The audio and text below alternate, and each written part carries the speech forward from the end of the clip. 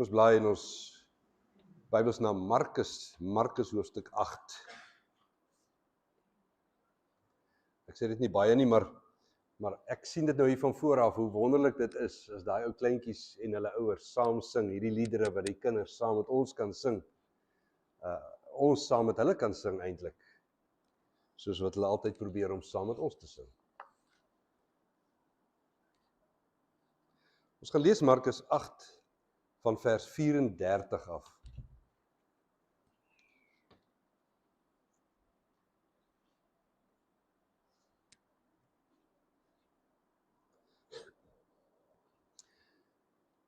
In ons besinning oor die biografie van Jesus se lewe op aarde, kom ons nou regtig nader aan die einde van hierdie hele biografie. Die herdenking van sy hemelvaart, die kom nou binnekort, en daarna die uitstorting van die Heilige Gees. Maar voordat ons daarby kom, is daar nog so 3, dalk 4 van Jesus se uitsprake en van sy opdragte waarby ek wil stilstaan. Hy praat baie oor die vervolging van gelowiges. Regtig, gaan kyk maar 'n bietjie, hoeveel praat Jesus daaroor?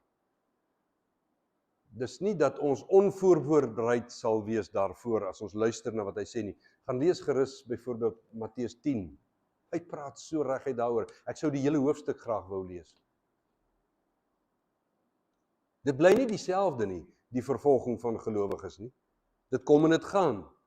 Dit verskuif van die een plek na 'n ander plek. En partymal is dit erger en partymal is dit minder. Maar die woord van God is baie duidelik. Dit is altyd daar. Dit sal altyd daar wees. En dit sal al meer word en dit sal al erger word soos wat Jesus se wederkoms al nader kom.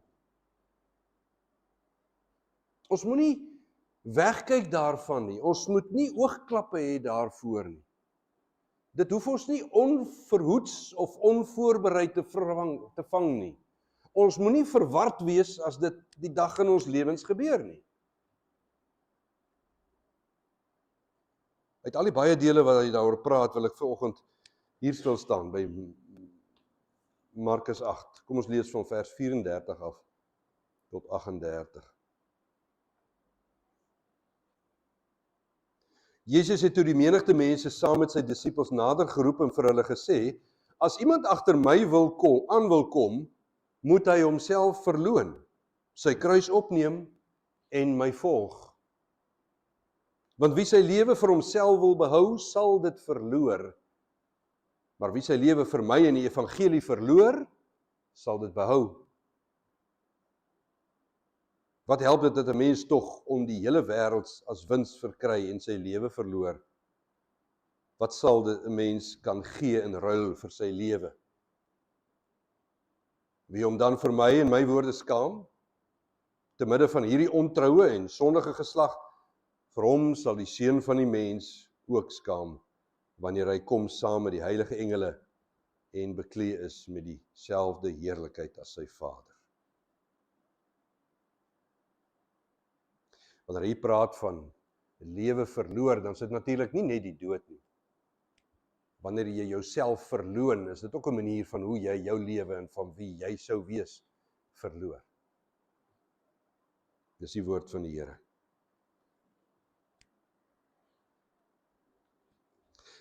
Jy ken die spreekwoord, elke huis het sy kruis. Die bedoeling daarvan is dat elke huis, elke mens het swaar kry in die lewe.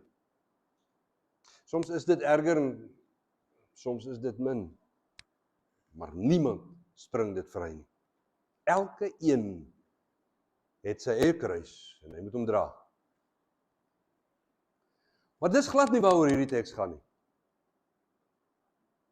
Die kruis waarvan Jesus praat hier in Markus 8 is nie die gewone beproewings van hierdie lewe nie. Dit is nie siek wees nie, dit is nie werk verloor nie, dit is nie donderstorms en vloede nie. Om te verstaan waarvan hy regtig hier praat, moet 'n mens na die konteks gaan kyk. Mens moet nooit 'n teks vat en net die teks lees en dan daarmee op loop gaan nie. Nee, kom ons lees die konteks ook. Kom ons lees nou van vers 31 af. Laat ons kan sien, wat is die gesprek waarmee Jesus besig is wanneer hy praat oor selfverloning en oor kruisdra. Vooraf skryf Markus oor baie dinge wat Jesus leer, en uiteindelik kom hy by die vraag wie hy is, en dan bely sy disippels dat hulle weet en dat hulle glo en dat hulle seker is, hy is die Messias, hy is die seun van God wat kom. En nou as hy dit sê, as hulle dit sê, dan het dit implikasies, dit het gevolge. Net na hierdie belydenis kom hy dan in vers 31 en hy sê, Jesus het hulle toe begin leer dat die seun van die mens baie moet ly. Dat hy deur die familiehoofde en die priesterhoofde en die skrifgeleerdes verwerp moet word en doodgemaak moet word en 3 dae later moet opstaan. Hy het met hulle hieroor reguit gepraat. Toe het Petrus hom op sy geneem en hom berisp. Hy het hom egter omgedraai na sy disipel gekyk en vir Petrus gesê, moenie in my pad staan nie, Satan. Het hy gesê, want jy dink nie aan wat God wil nie, maar aan wat mense wil. Jesus praat oor sy lyding en sy dood, die vervolging wat hy gaan beleef vir wie hy is.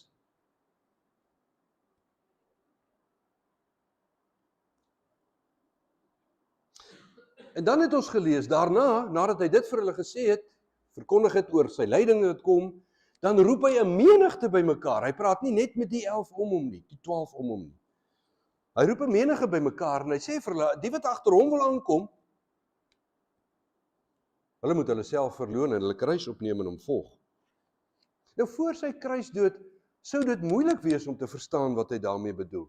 Maar as jy na hierdie woorde gaan kyk, nadat hy homself verloon het, en nadat hy sy kruis gedra het, Golgotha toe, dan is dit nogal duidelik dat hy praat oor dit wat hy gaan deurmaak, en oor hoe dit ook sal afkom op hulle wat aan sy kant is, wat met hom assosieer. Hy praat spesifiek oor die vervolging en die lyding, omdat ons in hom glo. Dit is daardie swaar kry, dit is daardie kruis in jou lewe wat op jou pad kom, omdat jy bly by wat Jesus leer, omdat jy sy naam bely, omdat jy hom eer, omdat jou lewe lyk soos syne en nie soos die wêreldse nie. Dis die kruis waarvan hy praat. Ons moet verstaan wat hy regtig hier sê. En as ons dit verstaan, dan kan ons gaan kyk na 'n voorbeeld en ons kan vra, hoe lyk dit vandag in my en jou lewe? En dit wat Jesus sê, is daar 4 dinge wat ons reg moet verstaan. Die eerste gaan oor die motivering hiervan. Waarom sal jy jouself verloon en jou kruis opneem en hom volg? Hoekom sal jy dit doen? Dis presies waarmee Jesus begin. As iemand agter my wil aankom, dan sal hy hierdie dinge moet doen en wil doen. Nou waarheen gaan hy? Waarheen gaan ons agter hom aan?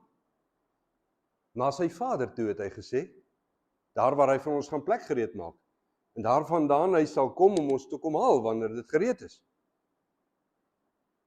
Vir die misdadiger wat tot bekering gekom het in die kruis langs hom, sê hy, vandag sal jy saam met my in die paradys wees.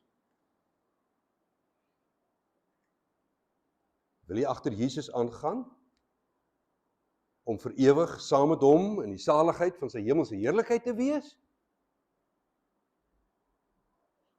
Wat 'n wonderlike vooruitsig is dit nie? Natuurlik is dit absoluut genade alleen, want ons kan dit doen, en hy doen dit vir ons, net omdat ons in hom glo.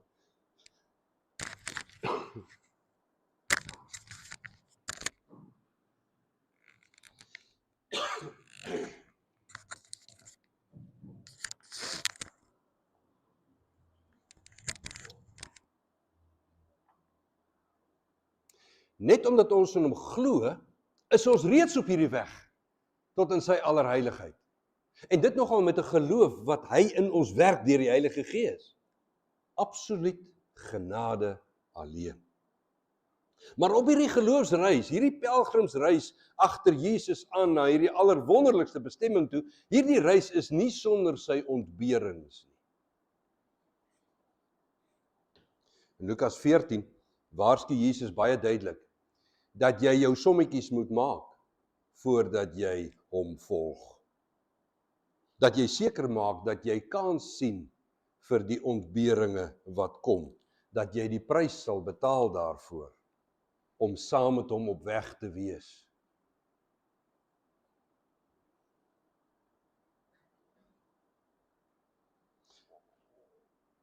En watter prys, watter ontberinge is daar op hierdie pad? Selfverloning en kruisdra. Vervolging vir jou geloof. En dan bedoel hy dit nie dat dit in 'n volgorde moet gebeur nie. Eers selfverloning en dan kruisdra en dan volg nie. Hierdie drie goed loop so by mekaar in harmonie met mekaar gelykertyd. Die eerste ding is om te weet waarheen volg ons hom? Die allerheerlikheid. Want dan is daar hierdie drie dinge wat hy sê. Die tweede dinge wat ons reg moet verstaan is dat ons onsself moet verloon. Wat beteken dit? Dis nog makliker om eers te sê wat dit nie is nie. Dit beteken dat jy nie te veel van jouself moet dink asof jy hierdie weg kan loop nie. Om nie te veel van jouself te dink en hoogmoedig te wees nie. Om nie die hele lewe op jouself te rig nie. Om nie selfverheffend te wees en verwaand te wees nie. Dit sal nie werk nie. Maar aan die ander kant is dit ook dat jy nie te min van jouself sal dink nie. Dat jy bedoel nie dat jy jouself sal verwerp en verag en selfhaat asof jy absoluut waardeloos is nie. Liewe genade, jy is gemaak in die beeld van God. Hy het jou so lief dat hy sy lewe vir jou gee. So hy bedoel nie.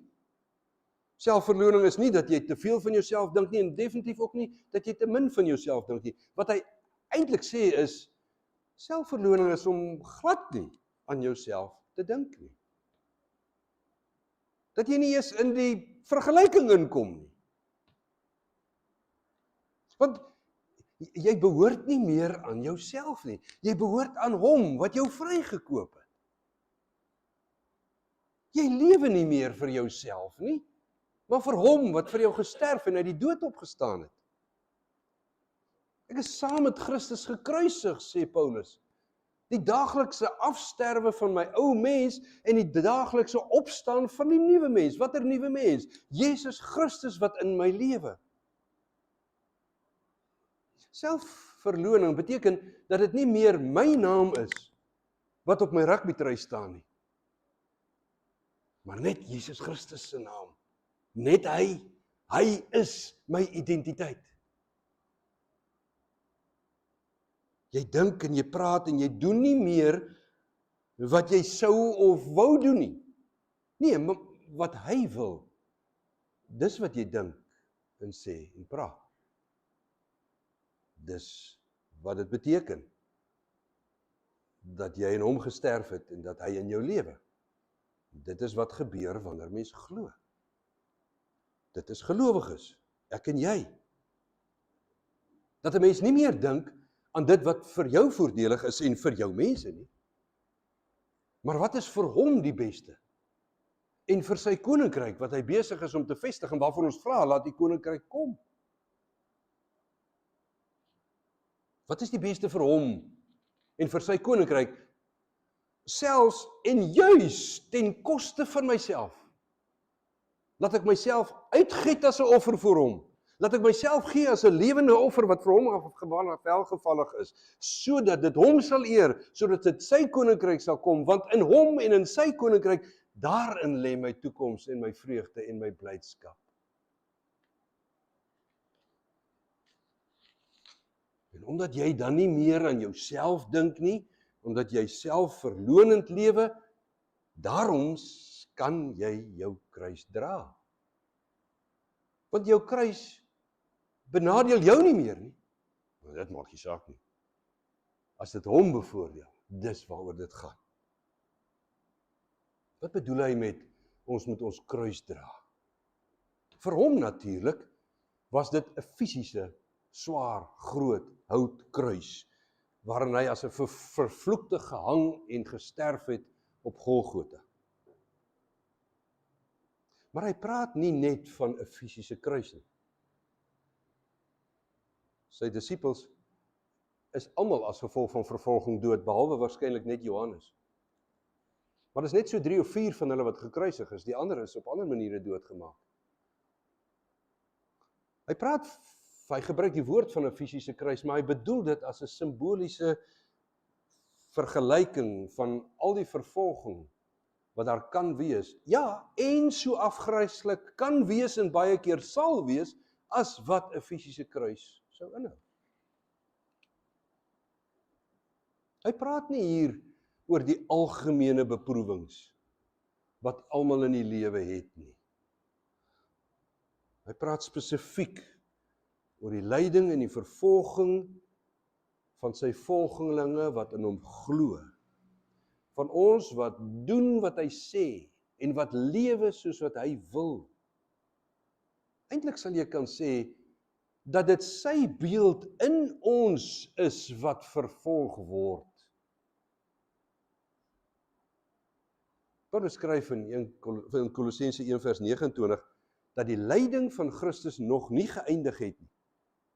En dat Paulus se lyding deel van Christus se lyding is. Paulus se lyding omdat hy Christus verkondig is 'n lyding van Christus, want dit is Christus se verkondiging wat vervolg word en op Paulus afkom. Paulus kry deel aan Christus se lyding.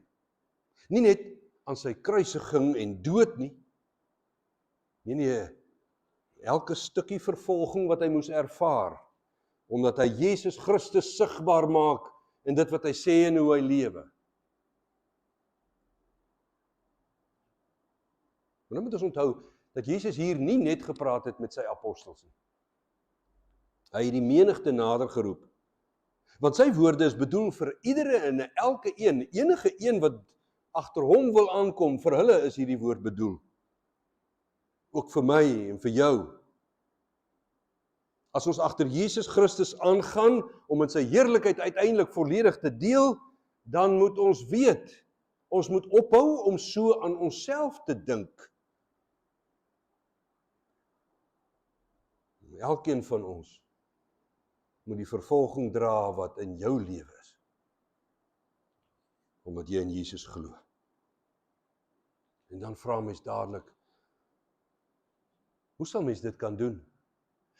As jy hoor wat dit vir party mense inhou, in die geskiedenis en vandag nog steeds, dan vra jy, hoe is dit moontlik? Hoe sal dit moontlik wees dat ek nie sal terugdeins nie? Wel, dis die vierde ding wat ons reg moet verstaan. Dat Jesus sê, jy moet jouself verloon, jou kruis dra en my volg. Die beste manier om dit te verduidelik is, kom ek lees uit Hebreërs 12 vers 1 en 2. Laat ons die wedloop wat vir ons voorlê, wat natuurlik nou die vervolging insluit, laat ons die wedloop wat vir ons voorlê met volharding hardloop, met ons oë gefestig op Jesus, die begin en die volëinder van die geloof. Loop jy jou lewenspad op jou eie, dan sal jy keer op keer terugdeins. Maar as jou oë op Jesus Christus is, en jy nie meer aan jouself dink nie, maar aan hom, dan sal jou geloof staande bly. Jy sal volhard sonder om te knak, want jou oë is op hom gerig. Die vervolging is op hom gefokus. Jy's maar net die een wat dit moet dra.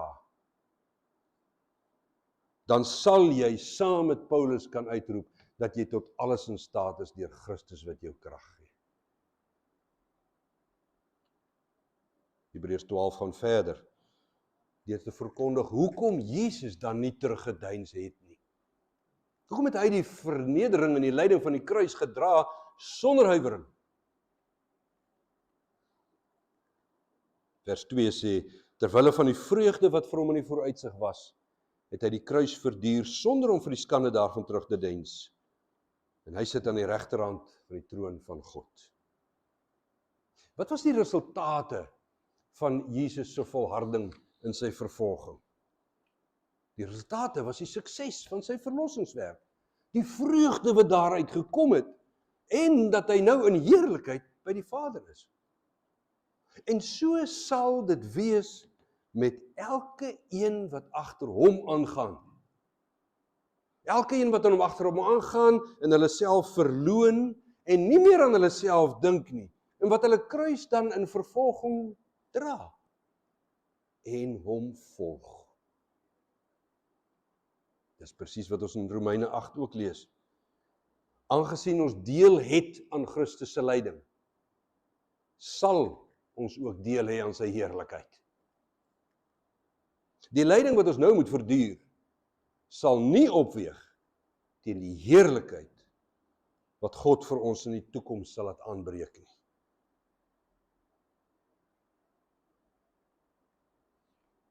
Almal, elke een wat homself verloon en hulle kruis van vervolging dra en vir Jesus volg, sal verseker agter hom aangaan tot daar in die ewige, salige, hemelse heerlikheid vir altyd by God. Maar hy maak dit duidelik, dat die wat dit nie doen nie, en die wat terugdeins, en hulle self en hulle lewe meer hoër ag as sy eer en sy heerlikheid, hulle sal nie agter hom tot in daardie heerlikheid volg nie. Hulle bestemming sal heel anders wees.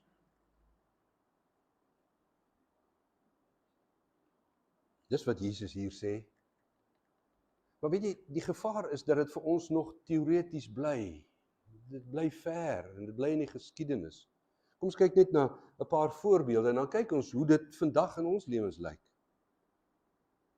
Die eerste voorbeeld waarskynlik Markus 10, as jy dit gaan lees van die ryk jong man. Hy het teruggedeins daarvan om die kruis te dra, om van sy besittings ontslae te raak, sodat hy by Jesus kan wees en hom volg. Hy kon nie verby homself en sy rykdom dink nie. Hy kon homself nie verloon en leegmaak, sodat Jesus als in sy lewe is nie. En dan lees ons, hy het treurig en bedroef weggegaan. Paulus is seker die duidelikste voorbeeld van wat Jesus regtig hier bedoel. As ons na sy lewe gaan kyk, is dit duidelik.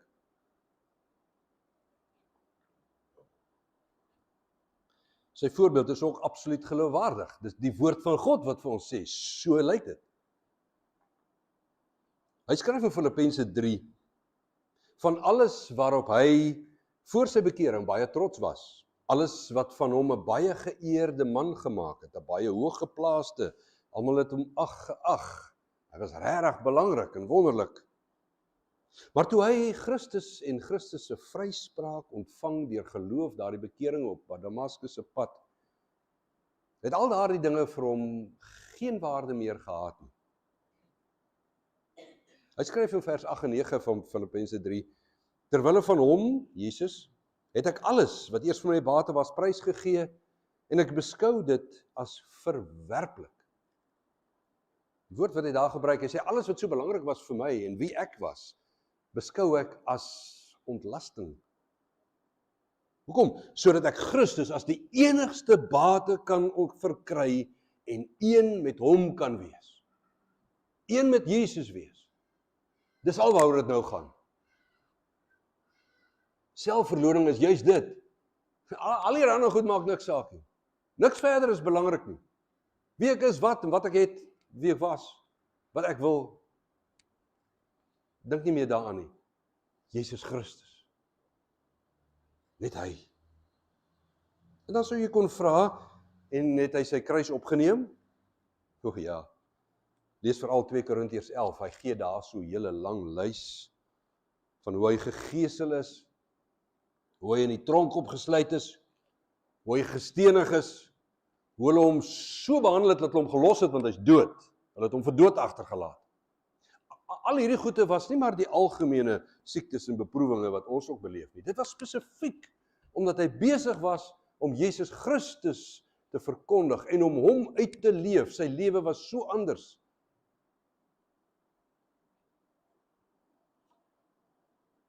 Hy gee die rede in Filippense 3 dat hy daarna verlang het om deel te kry, nie net aan Christus se opstanding nie, maar hy wil ook deel hê aan Christus se lyding.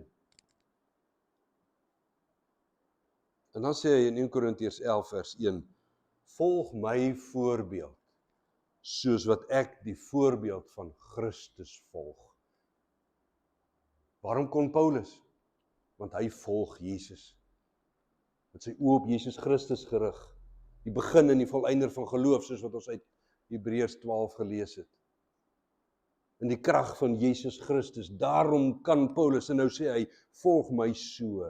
Volg my soos wat ek Jesus Christus glo. Ek moet sê net so op die kantlyn.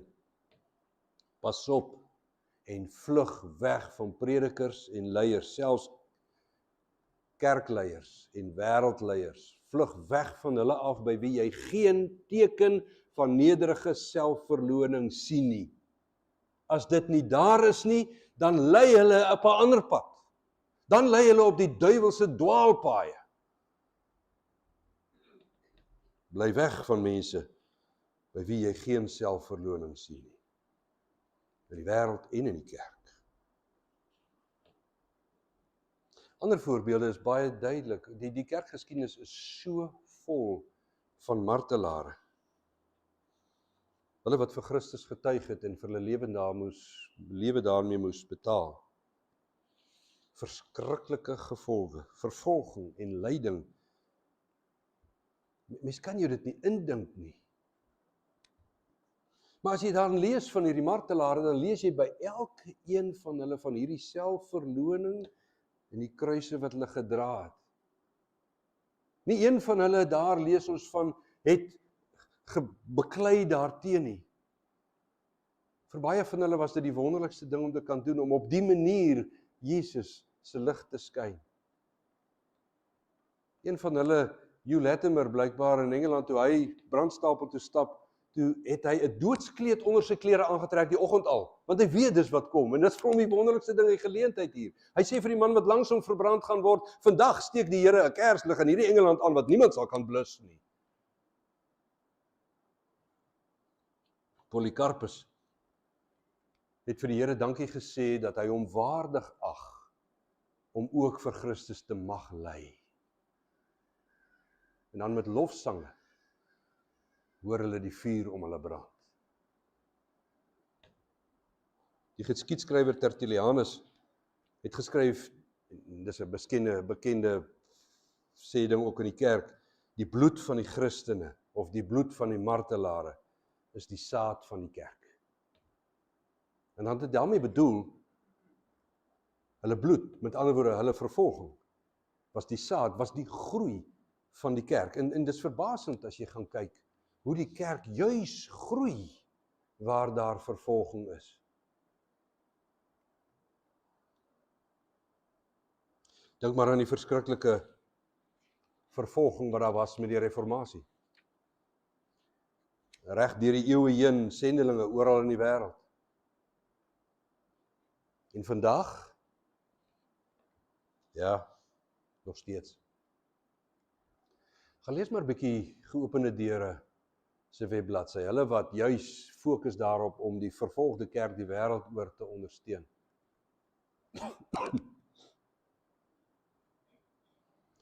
Gaan lees daar van Christene se vervolging vandag, terwyl ek en jy hier sit. Dit sal jou hare laat rys. Hulle definisie vir vervolging is enige vyandigheid vanuit die wêreld as gevolg van 'n mens se identifikasie met Jesus Christus. As jy iets doen, as jy iets sê, of as jy lewe wat jou vasmaak aan Jesus Christus, en die wêreld reageer, dis wat ons met vervolging bedoel, dis wat Jesus bedoel met hierdie kruisiging. Of jy dit by die skoolvergadering sê, en of jy dit in die klaskamer sê, en of jy dit by die werk sê, of jy dit by die huis sê, of by die familie. As jou lewe en jou woorde jou aan Jesus bind, kyk maar wat 'n reaksie kry jy. Die wêreld sal met vervolging reageer. Want hulle vervolg hom, sy lyding is nog nie verby nie. Hulle vervolg Jesus Christus wat hulle in jou sien. Uit die kontak wat Geopende Deure met die kerke oor die wêreld heen het, sê hulle, daar is plekke in die wêreld waar dit so gevaarlik is om Jesus te volg, dat jy nie kan dink dat iemand dit sal doen nie. Ek dink in Somalië byvoorbeeld, was dit op 'n stadium, en dit is dalk nog steeds so, was dit die lewensverwagting vir 'n nuwe gelowige was 6 maande. Kom tot bekering in Jesus Christus, lewe soos hom, bly by hom, en in 6 maande se tyd kan jy maar weet, iemand gaan jou doodmaak omdat jy die familie so oneer aangedoen het, om na Jesus Christus toe te draai. Nie lankal terug nie, dis die tyd waarin ons lewe. Hulle praat van plekke waar Christene nie kan by mekaar kom nie, en selfs as iemand 'n Bybel by jou kry, kan dit vir jou die doodstraf beteken. In hierdie lande reken hulle vandag, soos ek en jy hier sit, is daar 388 miljoen Christene wat baie hoë vlakke van hierdie vervolging en diskriminasie belewe omdat hulle in Jesus Christus glo.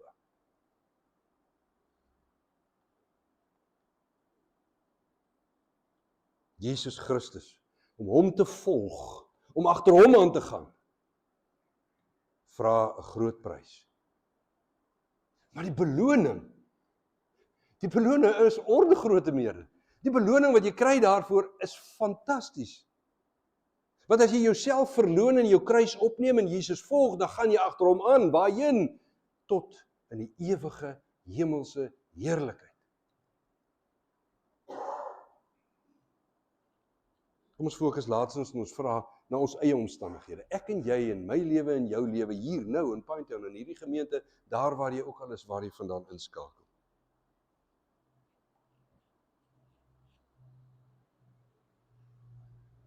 Ons moet seker maak dat vir die vervolging, weet jy, dit is nie net lank gelede nie. Dit is nie net baie ver van ons af nie. Dra jy die kruis van vervolging in jou lewe? Is die tekens van jou selfverloning duidelik? Soos wat jy hom volg en agter hom aangaan? Ons het soveel vryhede. Ons ervaar geen erge verdrukking, nie naastenby, soos ander nie. Ek weet nie of ons aldag dankbaar moet wees daarvoor nie. Dit is so gemaklik om 'n Christen te wees in 'n land waar daar godsdienstvryheid is. So gemaklik, dat baie dink hulle dit is, en hulle is nie. En die verrassing gaan groot wees, as hulle by die Here kom en sê, dit was maar net 'n naam, want van selfverloning en van verdrukking wat jy ervaar het, was daar niks. Dis onder vervolging wat geloof en kerke gesuiwer word en sterk word. Want ware gelowiges in die tyd van vervolging is so op hom ingestel en hulle belewe hom so dat hulle ervaring en hulle verhouding met hom so verdiep. En natuurlik, die kerk word gesuiwer van hulle wat maar net sê, want die oppervlakkiges, die verloon Jesus baie gou. Nie hulle self nie. Ek bid nog nie vir verdrukking nie, maar ek vra wel dat daar in ons die geloofsgroei sal wees wat ander uit verdrukking uit ervaar. Maar ons moet nie 'n fout maak nie, ons moet nie dink dat ons nie vervolging ken nie. Kom ek noem 'n paar voorbeelde en dis nie volledig nie, maar dit help jou dink. Kollegas en vriende kuier graag saam, maar jy is nooit regtig deel daarvan nie.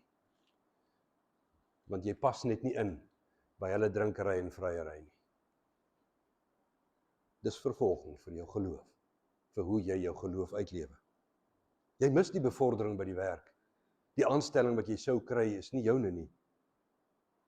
Want jy sal nie die waarheid aanpas nie, jy sal nie die syfers verander nie, jy sal dit nie oorsien en toelaat nie, en daarom kry iemand anders die bevordering. Of jy word bespot, omdat jy so naïef kan wees, om die duiwel nog so ernstig op te neem. Om dit nog te gebruik, dat dit wat daar staan, regtig daar staan. Veral byvoorbeeld, wanneer dit gaan oor jou siening oor die huwelik van een man en een vrou, en dat seks daar buite heeltemal onaanvaarbaar is vir God. Die verkleinering van die wêreld. Almal praat oor allerlei dinge, maar die oomblik wanneer jy praat oor geloof oor Christus, dan word jy stilgemaak, of die gesprek loop net eenvoudig mors dood.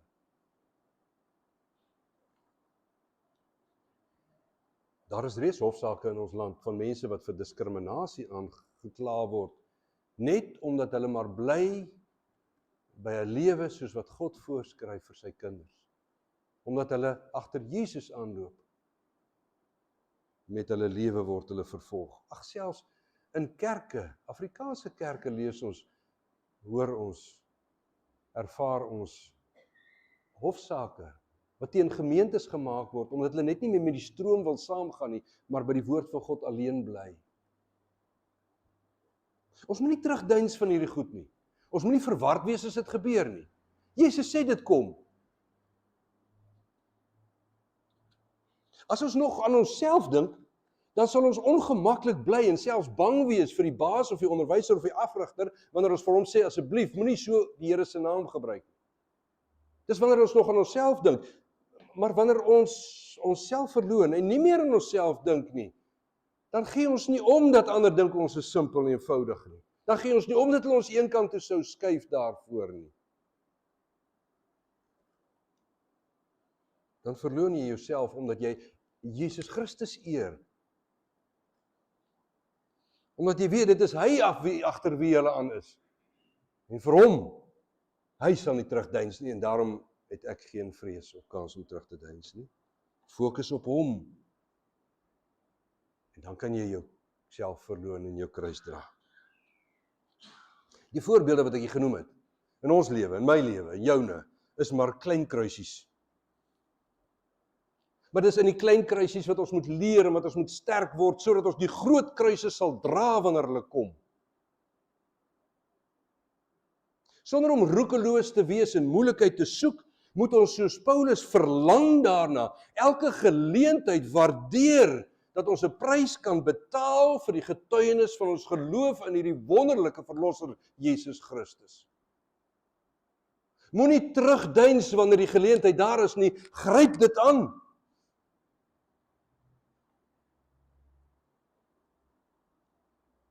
Maar moet nou nie die res van jou lewe na vandag net op vervolging fokus nie. Nee, lewe jou geloof met oorgawe. Lewe so dat Jesus al hoe duideliker in jou lewe word. Doen net dit. Verheerlik hom al meer en al meer in hoe jy lewe. In dit wat jy doen en nie doen nie, en dit wat jy sê en nie sê nie, die plekke waar jy heen gaan en waar jy nie heen gaan nie. Verheerlik hom bloot net met jou lewe. Gaan agter hom aan.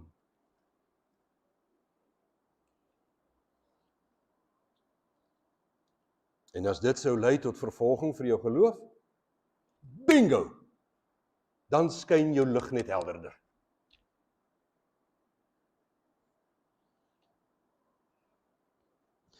Laat ons loskom van die hinkering om soos die wêreld te wees.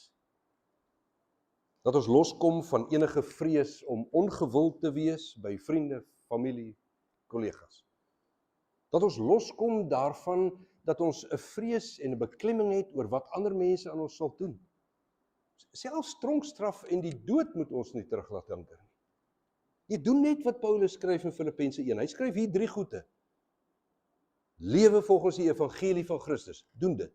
Lewe soos Christus. En moet nou nie afgeskrik raak deur die teenstanders van die geloof nie.